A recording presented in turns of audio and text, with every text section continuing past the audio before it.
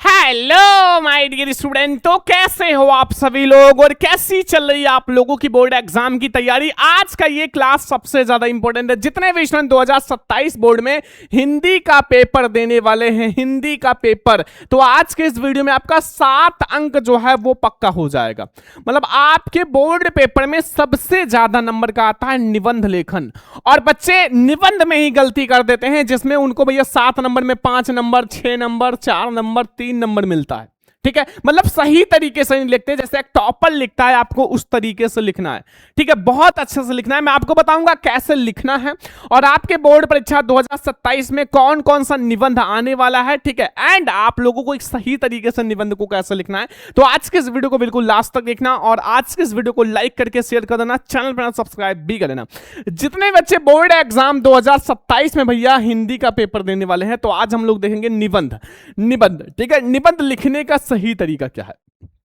आप board paper में एक सही तरीके से निबंध कैसे लिखोगे। आप बोर्ड हॉल में चले गए, आपको कॉपी दे दिया गया, अब आपको निबंध बिल्कुल सही तरीके से कैसे लिखना है, अगर आपको पता होगा तभी तो लिख पाओगे। तो ध्यान से देखना, आज आपको बताएंगे। और 7 अंक जो है, 7 नंबर अपना बिल्कुल से पक्का कर लो। बोर्ड एग्जाम 2027 के लिए बिल्कुल आपके बोर्ड एग्जाम में आने वाले, बिना पढ़े बिना याद किए आप ट्रिक से भी लिख सकते हो। अगर नहीं आता तो ऐसा ट्रिक बता देंगे कि आप भैया ट्रिक से भी निबंध को चुटकियों में लिख कर आओगे। ठीक है, बहुत ध्यान से देखना। सबसे पहले मैं आपको 5 ऐसा निबंध बता रहा हूं, 5 निबंध, जिसमें से आपका 2 से 3 निबंध बोर्ड एग्जाम 2027 में आएगा और आप कोई एक निबंध आपको लिखना है। ठीक है, देखो सबसे पहले हम लोग देखेंगे जो आपके बोर्ड परीक्षा 2027 के लिए सबसे महत्वपूर्ण निबंध है, सबसे महत्वपूर्ण निबंध है। ठीक है, आप अपनी कॉपी में, हिंदी वाली कॉपी में लिख लो भैया कि यह निबंध आपके बोर्ड एग्जाम के लिए बहुत ज्यादा इंपॉर्टेंट है।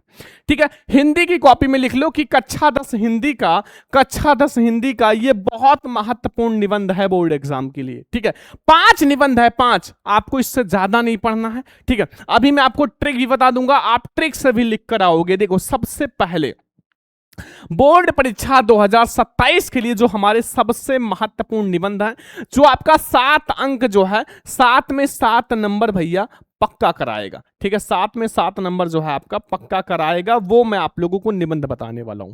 ठीक है, देखो आप लोगों को बस 5 निबंध पढ़ना है, 5 निबंध। पहला, पर्यावरण प्रदूषण की समस्या तथा समाधान। आप जाके देख लो, 10 साल का पेपर उठा लो, लिस्ट उठा लो और आप देख लो, उसमें से कम 5 बार या 6 बार आया होगा पर्यावरण प्रदूषण। मतलब बहुत ज्यादा इंपॉर्टेंट निबंध है। मैं जितना बार पेपर उठाया हूं, मुझे ये वाला निबंध देखने को मिला है। पर्यावरण संरक्षण करके या पर्यावरण प्रदूषण की समस्या, कुछ ना कुछ लिख के, मतलब थोड़ा सा नाम चेंज हो सकता है, आता ही है। तो पहला निबंध नोट कर लो बोर्ड एग्जाम 2027 के लिए। दूसरा निबंध आपको तैयार कर लेना है, जनसंख्या वृद्धि के लाभ और हानि। जो जनसंख्या वृद्धि है उसके लाभ क्या है और हानि क्या है, ये आपको तैयार कर लेना है। तो आपको पता होगा जनसंख्या वृद्धि के लाभ और हानि दोनों होते हैं। लाभ तो भाई छोटा मोटा, लेकिन हानि बहुत है। जनसंख्या जितना ज्यादा बढ़ रहा है ना, उतना ही ज्यादा हानि हो रहा है। ठीक है, क्योंकि जनसंख्या वृद्धि बहुत ज्यादा नहीं होना चाहिए, इससे प्रदूषण होता है। ठीक है, औद्योगिक जो आपका विकास है वो कम होता है, क्योंकि चीजें मतलब ज्यादा मांग हो जाता ना, कि ये चीज पहले एक घर में 5 लोग थे, उतने लोग प्रदूषण कर रहे थे, अब 10 लोग हो गए, अब 5 लोगों की मांग भी बढ़ गई, प्लस 5 लोग और ज्यादा प्रदूषण करने लगे। तीसरा है बच्चा, विज्ञान वरदान है अभिशाप। जो विज्ञान है वो एक वरदान है, अभिशाप, इसके बारे में आपको बहुत अच्छे से लिखना होगा। आपको सबसे पहले विज्ञान वरदान के पक्ष में लिखना होगा, फिर अभिशाप कैसे है ये भी आपको लिखना होगा। ठीक है, इन सब का आपको अच्छे से पढ़ाने वाले, हर एक निबंध को बस ध्यान से देखो। चौथा नंबर है छात्र और अनुशासन। जो छात्र और अनुशासन वाला निबंध है, यह भी बोर्ड एग्जाम 2027 के लिए बहुत ज्यादा इंपॉर्टेंट है, छात्र और अनुशासन। ठीक है, और 5वां जो हमारा लास्ट निबंध है वो है बेटी बचाओ बेटी पढ़ाओ। बेटी बचाओ बेटी पढ़ाओ, ये निबंध बहुत इंपॉर्टेंट है। तो 5 निबंध ही आपको तैयार करना है पूरे। आपको हिंदी के पेपर में बस ये 5 निबंध तैयार कर लेना है। अगर आपने ये 5 निबंध तैयार कर लिया तो आप समझो कि निबंध का टेंशन आज ही आप खत्म कर दो, क्योंकि ये 2027 पेपर के लिए बहुत इंपॉर्टेंट है। हिंदी के 5 निबंध, क्लास 10 हिंदी के पेपर के लिए। ठीक है, पर्यावरण प्रदूषण, जनसंख्या वृद्धि, विज्ञान वरदान, छात्र अनुशासन, बेटी बचाओ बेटी पढ़ाओ, ये 5 निबंध अभी तैयार कर लो, ठीक है। अब हम आपको बताएंगे कि निबंध आप पेपर में कैसे लिखोगे। देखो सबसे पहले मैं आपको बता दूं, जैसे आप बोर्ड हॉल में जाओगे, आपको हिंदी का पेपर और सबसे लास्ट में आप लोगों का होता है निबंध लेखन। पेपर में सबसे लास्ट में आपका निबंध लेखन होता है क्लास 10 के पेपर में, ठीक है। अब हम निबंध को लिखेंगे कैसे? निबंध हमेशा लास्ट में करो, जितना टाइम हो उसी के अकॉर्डिंग आप निबंध लिखो। ज्यादा टाइम है 4 से 5 पेज भर दो, कम टाइम है 3 से 4 पेज भर दो, ठीक है। जैसा टाइम हो वैसे आप निबंध लिखो, ठीक है। तो पेपर में आप एक अच्छा निबंध कैसे लिखोगे? एक अच्छा निबंध ताकि एग्जामिनर एक बार देखे तो आपका निबंध जो है बिल्कुल सही करके आपको साथ में 7 नंबर दे दे। सबसे पहले निबंध सबसे अंत में करें, जैसा मैंने बताया कि निबंध आपको लास्ट में करना है, मतलब अंत में करना है। लास्ट में इसलिए करना है, जितना टाइम हो उसी के अकॉर्डिंग आप पेज भर दो। आप 4 से 5 पेज भर दो, 2 से 3 पेज भर दो, जैसे आपके पास टाइम बचे। पूरा पेपर करने के बाद आप निबंध करो, ठीक है। एंड दूसरा है, जितने शब्दों में बोले उतने शब्दों में लिखो। देखो सबसे बड़ी बात है कि जितना शब्द में बोले उतने शब्दों में लिखो। कम तो कभी मत लिखना, ज्यादा ही लिख देना, कम मत लिखना। जितने शब्दों में बोले उतने शब्दों में लिखो। आपको ज्यादा लिखना है लेकिन कम नहीं लिखना, ये बात ध्यान रखना, ठीक है। आगे आ जाओ। सबसे पहले आप रूपरेखा तैयार कर लो। रूपरेखा का हेडिंग सबसे पहले आपको तैयार कर लेना है। जो रूपरेखा है इसका हेडिंग आप सबसे पहले तैयार कर लेना। रूपरेखा का मतलब है जो जो आप हेडिंग इसमें आप निबंध में डिस्कस करने वाले हो वो आप सबसे पहले एक लिस्ट बना के रूपरेखा में लिख दो। पहला हेडिंग ही होता है रूपरेखा। अब रूपरेखा में आप जो जो प्रस्तावना, प्रदूषण का अर्थ, प्रदूषण का समाधान, जितना चीज आपने हेडिंग बनाया है वो आप रूपरेखा में अच्छे से लिख दो। यही होता है भैया रूपरेखा, ठीक है। और निबंध को पेपर में जो निबंध है कम से कम 25 से 30 मिनट आप दो। निबंध को कम से कम 25 से 30 मिनट आपको देना पड़ेगा। लास्ट में आप इतना टाइम छोड़े रहो कि 25 से 30 मिनट हमारा केवल निबंध के लिए ही है। अगर आप और पहले पेपर कर लेते हो तो और टाइम दे सकते हो, लेकिन मिनिमम इतना आपको देना पड़ेगा 20 से 25 मिनट निबंध को, ठीक है। अगर ये सब करते हो तो एक अच्छा निबंध आप लिख लोगे। अब आप कैसे लिखोगे अपने बोर्ड एग्जाम के पेपर में निबंध, चलो मैं आप लोगों को बताता हूं। बोर्ड एग्जाम में आप लोग निबंध कैसे लिखोगे? सबसे पहले जैसे आप बोर्ड हॉल में जाओगे, आपका जो 9 नंबर भैया हिंदी के पेपर में क्लास 10 में जो 9 नंबर प्रश्नोत्तर संख्या होता है वो होता है निबंध लेखन। तो सबसे पहले आप प्रश्नोत्तर संख्या 9 डाल दो, ताकि भैया एग्जामिनर को पता चल जाए ना कि भैया कौन सा प्रश्नोत्तर संख्या सॉल्व किया गया। सबसे बड़ी गलती बच्चे ये कहते हैं कि प्रश्नोत्तर संख्या नहीं डालते। आपको जो क्वेश्चन कर रहे हो, प्रश्नोत्तर संख्या 1 कर रहे हो तो 1 डाल देना, आप 9 कर रहे हो तो 9 डाल दो, क्योंकि ये बहुत ज्यादा जरूरी होता है। एग्जामिनर को कॉपी चेक करने में सरल हो जाता है, ठीक है। अब हम लोग बात करेंगे पर्यावरण प्रदूषण की समस्या तथा समाधान पर निबंध, और ये बहुत इंपॉर्टेंट है। तो आप लोग भैया बहुत ध्यान से देखना, वेरी इंपॉर्टेंट निबंध है बोर्ड एग्जाम 2027 के लिए, तो बहुत ज्यादा ध्यान से देखना ये वाला निबंध। देखो सबसे पहले आप निबंध लिखने का ट्रिक समझ लो। मान लो आप बोर्ड हॉल में चले गए तो आप निबंध कैसे लिखोगे, एक ट्रिक मैं आपको बता देता हूं निबंध का। निबंध को आप अपनी बुक की भाषा, अपनी गाइड की भाषा में कभी मत लिखना, अपनी भाषा में लिखना बना बना के, ठीक है। जितना याद है उतना लिखो, नहीं याद है बना बना के लिखना। देखो आपको निबंध हमेशा हेडिंग बनाकर लिखना है, ये बात ध्यान रखना। हेडिंग बहुत इंपॉर्टेंट होता है, बिना हेडिंग के निबंध आपका 2 कौड़ी का है। तो आपको निबंध हमेशा हेडिंग बनाकर लिखना, ये बात ध्यान रखना। अब कहोगे सर मान लो हमें हेडिंग ही ना याद हो तो हम क्या करेंगे? तो 4 ऐसा हेडिंग मैं आपको बता देता हूं जो हर एक निबंध में काम आएगा। पहला हेडिंग आपका रूपरेखा। रूपरेखा जो कि हर एक निबंध में आपको डालना ही है। पहला हेडिंग रूपरेखा, हर एक निबंध का पहला हेडिंग रूपरेखा ही होता है, ठीक है। दूसरा हेडिंग जो आपका रहेगा वो है प्रस्तावना। क्या है? प्रस्तावना। ये हर एक निबंध का दूसरा हेडिंग होता है प्रस्तावना, ठीक है। अब तीसरा हेडिंग जो आपका रहेगा वो है जो निबंध आप लिख रहे हो उस चीज का अर्थ। कोई भी निबंध आप कर रहे हो तो इस चीज का अर्थ लिखो। जैसे प्रदूषण पर लिख रहे हो तो प्रदूषण का क्या अर्थ है, अगर बेरोजगारी पर लिख रहे हो तो बेरोजगारी का क्या अर्थ है, ये चीज आप लोग को लिखना पड़ेगा। 4 हेडिंग हो गया। अब एक हेडिंग जो का है लास्ट में सबसे कॉमन, जो कि है उपसंहार, हर एक में आपका काम ही आएगा। तो ये हमारे 4 ऐसे हेडिंग हैं जो हर एक निबंध में काम आएगा, ठीक है। मतलब आपका ये कॉमन है, आप कोई सा भी निबंध लिख रहे हो, अगर आप प्रदूषण की समस्या, ये 4 हेडिंग आपको डालना ही पड़ेगा। 2 हेडिंग बना के डाल दो, बहुत है, 6 हेडिंग। जनसंख्या वृद्धि भी, विज्ञान वरदान आप सब, छात्र अनुशासन, बेटी बचाओ बेटी पढ़ाओ, हर एक में ये 4 हेडिंग कॉमन है, ठीक है। ये ट्रिक हमेशा याद रखना, आपको हर एक निबंध में बहुत मदद करेगा। ये 4 हेडिंग हर एक में कॉमन ही रहेगा, ठीक है। जैसे मैंने सबसे पहले इसमें डाला है रूपरेखा, ध्यान से समझो बच्चों। रूपरेखा सबसे पहले हमारा हेडिंग रहेगा रूपरेखा। अब रूपरेखा में आपको जो जो हेडिंग डिस्कस करना है वो लिख दो। जैसे मेरा पहला हेडिंग है बच्चा प्रस्तावना, हम डिस्कस करेंगे, ठीक है। पहला हेडिंग देखो सब में कॉमन है, रूपरेखा पहला हेडिंग डाले तो इसमें सबसे पहले हम लोग प्रस्तावना को डिस्कस करेंगे, फिर प्रदूषण का अर्थ हम लोग डिस्कस करेंगे, ठीक है। सारा हेडिंग आप लिख दो। तीसरा प्रदूषण के प्रकार, प्रदूषण कितने प्रकार का होता है, किन रूपों में पाया जाता है, ये चीज आपको डिस्कस करना है। चौथा नंबर है समस्या का समाधान, जो प्रदूषण है उस समस्या का समाधान आपको बताना है। और लास्ट वाला जो हेडिंग है वो हमारा है उपसंहार। तो 6 हेडिंग, 4 हेडिंग ये, 5 और 1 ये, 6 हेडिंग आपको कम से कम निबंध में लिखना पड़ेगा, फिर आपको मिलेगा भैया पूरा नंबर, ठीक है। तो ये हमने सबसे पहले डाल दिया रूपरेखा। रूपरेखा में मैंने वो हेडिंग डिस्कस किया है जो हमें डिस्कस करना है, वो ऊपर लिख देना है कॉपी में। अब देखो सबसे पहला हेडिंग हम लोग डिस्कस करेंगे प्रस्तावना। प्रस्तावना, ठीक है। तो प्रस्तावना में आप जो निबंध लिख रहे हो का छोटा सा भाग, मतलब छोटा सा बना के लिख दो बस। देखो आजकल प्रदूषण की समस्या बहुत ज्यादा बढ़ रही है और इस समय हमारे समस्या सबसे बड़ी चुनौती है पर्यावरण को बचाने का है, क्योंकि पानी, हवा, जंगल, मिट्टी आदि सब कुछ प्रदूषित हो चुका है। मतलब ये सारी चीजें प्रदूषित हो चुकी हैं क्योंकि इतना ज्यादा प्रदूषण बढ़ रहा है। जनसंख्या जितना ज्यादा बढ़ रहा है उतना ज्यादा प्रदूषण भी बढ़ रहा है।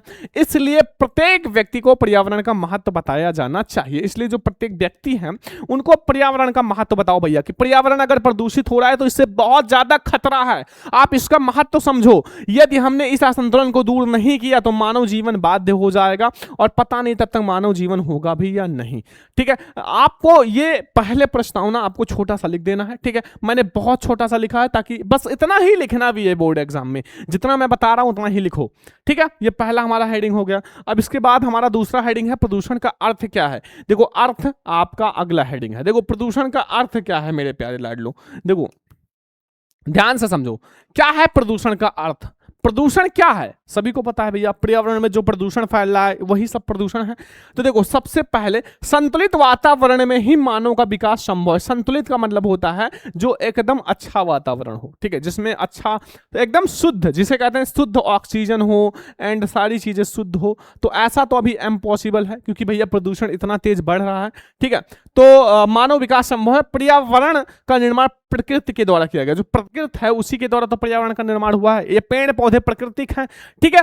तो बढ़ती हुई जनसंख्या पर्यावरण के संतुलन को बिगाड़ कर दूषित कर देते हैं और इस प्रकार वातावरण को प्रदूषित करने वाले को प्रदूषण कहते हैं। और जनसंख्या की असाधारण वृद्धि और औद्योगिक प्रगति ने प्रदूषण की समस्या को जन्म दिया है और इससे मानव जीवन को संकट उत्पन्न हो सकता है। देखो पहले का आप जमाना सोचो, जब हमारे दादा परदादा ये लोग थे तो क्या था कि इस प्रदूषण बहुत कम था, क्योंकि मैं आपको बता दूं तब ना इतना ज्यादा, मतलब इतना ज्यादा आधुनिक देश था, मॉडर्न युग था कि इतना ज्यादा ट्रैक्टर, जेट, विमान और भी मिसाइल वगैरह इतना ज्यादा चीजें नहीं थी और एकदम शुद्ध था। और प्लस सबसे बड़ा पॉइंट था कि जो जनसंख्या थी वो बहुत कम थी। अब जनसंख्या कम थी तो प्रदूषण बहुत कम फैल रहा था। अब जितना ज्यादा जनसंख्या बढ़ रहा है, देख रहे हो ना, जितना ज्यादा जनसंख्या बढ़ रहा है मेरे प्यारे लाडो, जितना ज्यादा जनसंख्या बढ़ रहा है उतना ज्यादा प्रदूषण भी बढ़ रहा है, ठीक है। ये बात ध्यान रखना। समझ में आ गया सारा पॉइंट। चलो अगला हेडिंग हम लोग देखते हैं। प्रदूषण के प्रकार समझ लो, कितने रूपों में प्रदूषण पाया जाता है। तो देखो सबसे पहले आज के वातावरण में प्रदूषण इन रूपों में पाया जाता है। हम लोग एक एक को डिस्कस करेंगे। सबसे पहला है वायु प्रदूषण। वायु प्रदूषण, देखो वायु प्रदूषण का मतलब होता है जो हवा में प्रदूषण फैलता है।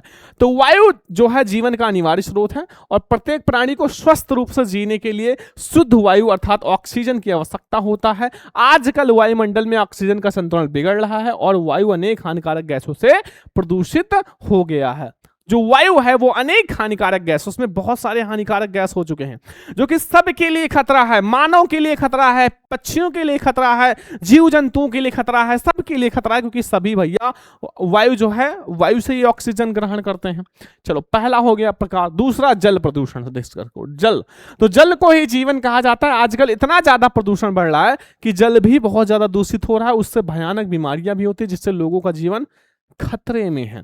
ये हमारा हो गया दूसरा जल प्रदूषण। हम एक एक को बहुत अच्छे से समझा रहे हैं, बहुत शॉर्ट में। ध्वनि प्रदूषण, गा वाला देख लो। ध्वनि प्रदूषण भी आजकल की एक नई समस्या है। मोटर कार, ट्रैक्टर, जेट विमान, कारखाना आदि से ध्वनि प्रदूषण होता है। इन सबसे ध्वनि प्रदूषण होता है। आगे आओ, रासायनिक प्रदूषण आप लोग समझ लो, लास्ट है मतलब प्रकार में। तो द्रव्यों के अलावा रोगनाशक, कीटनाशक दवा और रासायनिक खादों से स्वास्थ्य पर प्रतिकूल प्रभाव पड़ता है, मतलब हानिकारक है बहुत ज्यादा, क्योंकि ये जो इतना ज्यादा खाद वगैरह यूज करते हैं ना खेत में, ये सब बहुत ज्यादा हानिकारक है, क्योंकि ये अभी अच्छा लग रहा है, कुछ दिन बाद ये खेतों को बंजर बना देती है, उपजाऊ शक्ति जो है वो बहुत ज्यादा कम कर देती हैं। ठीक है, तो ये हो गया।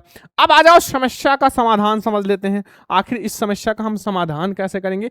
तो वातावरण को प्रदूषण से बचाने के लिए वृक्षारोपण, मतलब जो वृक्ष है, वृक्ष को सबसे ज्यादा लगाओ। लेकिन अपने देश में क्या हो रहा है? कट रहा है।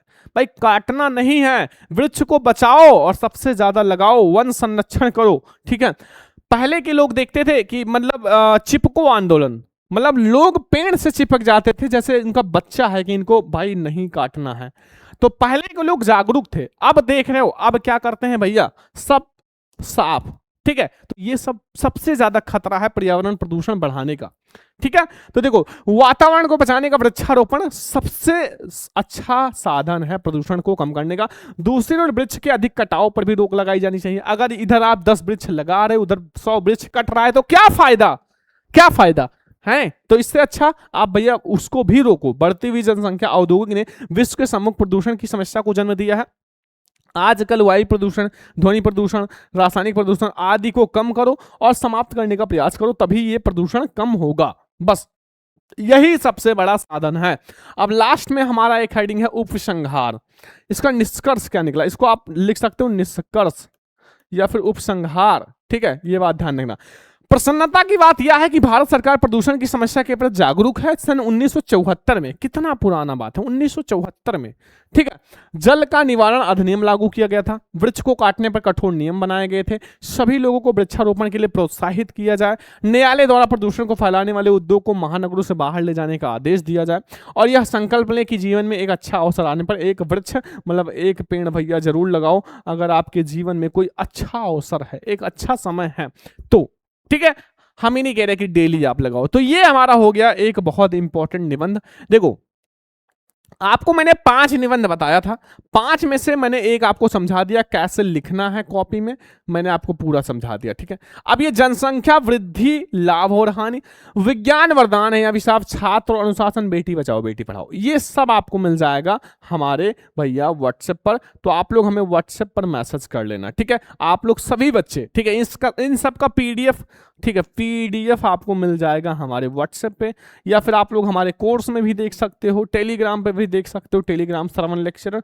तो व्हाट्सएप पे आप हमें मैसेज कर लेना इसी नंबर पे 99 18 86 31 96, इसी पर आप हमें मैसेज कर लेना। और ये आज हम लोगों ने बहुत महत्वपूर्ण निबंध डिस्कस किया है, बहुत महत्वपूर्ण है बोर्ड परीक्षा 2027 के लिए। तो आज के इस वीडियो को लाइक करके अपने सभी फ्रेंड्स के साथ शेयर कर देना, अगर चैनल पर सब्सक्राइब भी कर लेना। और अब हम लोग मिलेंगे नेक्स्ट क्लास में, तब तक ले जय हिंद, वंदे मातरम।